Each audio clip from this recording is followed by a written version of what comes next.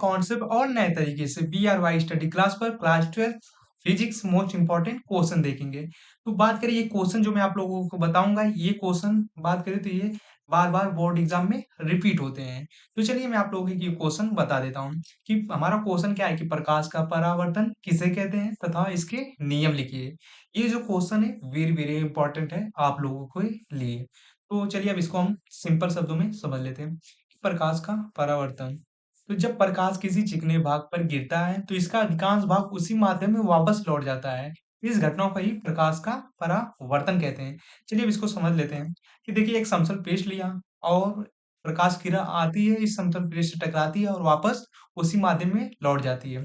यानी कि कहने का मतलब यह है कि जब प्रकाश किरण किसी समतल पृष्ठ से टकराती है तो वापस उसी माध्यम में लौट जाती है। माध्यम का मतलब है कि वायु से आई थी और टकराने के बाद वापस उसी माध्यम में लौट जाती है। तो इस घटना को हम प्रकाश का परावर्तन कहते हैं।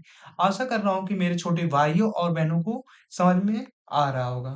तो आप लोग इस चैनल को ढेर सारा प्यार और लाइक सब्सक्राइब कर दीजिएगा। चलिए इसके आगे हम देख लेते हैं, इसको अच्छी तरह से समझ लेते हैं कि देखिए यहाँ पर समतल पृष्ठ है, आने वाली किरण को आपतित किरण, जाने वाली किरण को परावर्तित किरण, और बीच में जो होता है इसे हम क्या कहते हैं, अविलंब कहते हैं। क्या कहते हैं? तो अविलंब कहते हैं। आपतित किरण अविलंब के बीच बना कोण आपतन कोण, और अविलंब और परावर्तित किरण के बीच बना कोण को हम क्या कहते हैं, परावर्तन कोण कहते हैं। और जहां पर आपतित किरण परावर्तित किरण अविलंब एक ही बिंदु पर मिलते हैं, इस बिंदु को हम आपतन बिंदु कहते हैं। अब इसको चलिए हम छोटे मेरे भाई और बहनों, इसके हम परावर्तन के नियम समझ लेते हैं, क्योंकि ये भी वेरी वेरी इंपॉर्टेंट है आपके बोर्ड एग्जाम के लिए। ठीक, तो चलिए क्योंकि ये क्वेश्चन आपको 5 नंबर तो पक्का, 5 से 3 नंबर तो पक्का दिला देगा।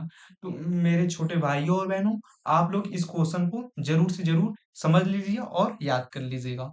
ठीक, तो प्रकाश के परावर्तन के नियम। प्रकाश के परावर्तन के नियम क्या है कि प्रकाश के परावर्तन के दो नियम है। पहला आपतित किरण, परावर्तित किरण और आपतन बिंदु पर अविलंब, तीनों एक ही तल में होते हैं। दूसरा हमारा क्या है कि आपतन कोण परावर्तन कोण हमेशा बराबर होते हैं। चलिए इसको भी समझ लेते हैं कैसे। देखिए यहाँ पर आपतित किरण, परावर्तित किरण और आपतन बिंदु पर अविलंब तीनों एक ही तल में होते हैं।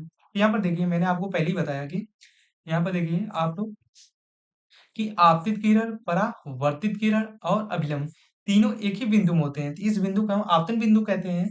यही जो मैंने आपको बताया, यही इसका परावर्तन का पहला नियम है।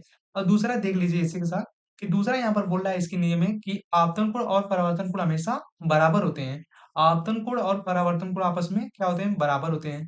यहाँ पर देखिए जो यहाँ पर हमारा कोण बन रहा था, आपतन कोण और परावर्तन कोण, ये हमेशा बराबर होते हैं। तो यही मेरे छोटे भाई और बहनें, ये परावर्तन के नियम हो गए। तो उम्मीद कर रहा हूँ कि आप लोगों को समझ में आ गया होगा।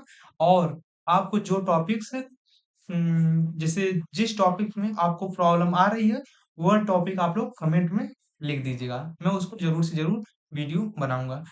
तो ठीक है, चलिए इससे पहले आप लोगों से रिक्वेस्ट है कि आप लोग चैनल को सब्सक्राइब और नोटिफिकेशन ऑन कर लीजिए, जिससे आपके पास और सारी वीडियो पहुंचती रहेंगी।